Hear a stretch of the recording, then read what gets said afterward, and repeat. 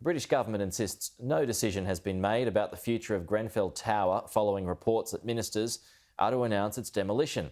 A Housing Ministry spokesperson says there'll be no change to the tower before the 5th anniversary of the fire in June next year.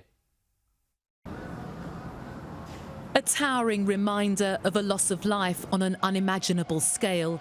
72 people killed after fire swept through their homes.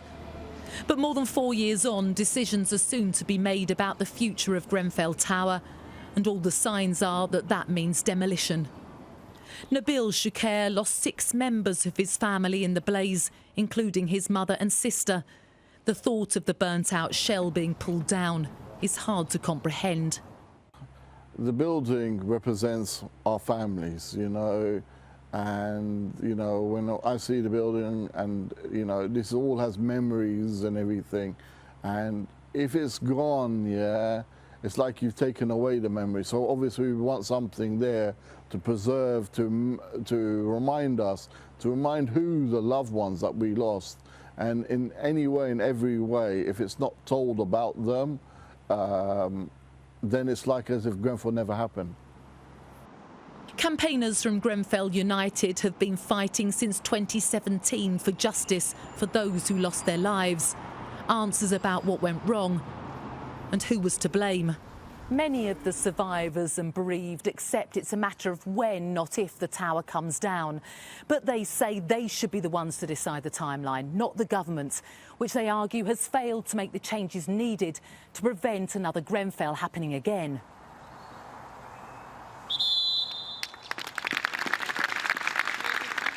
The disaster has forged close bonds in the community.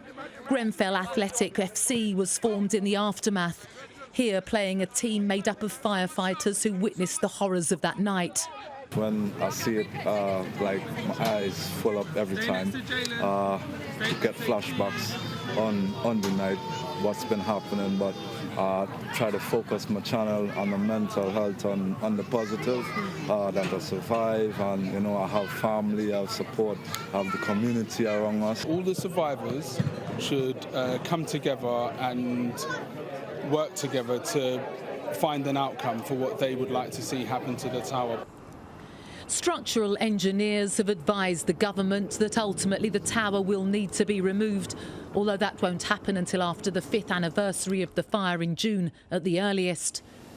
A spokesperson also said they're engaging closely with the community and that nothing has been decided.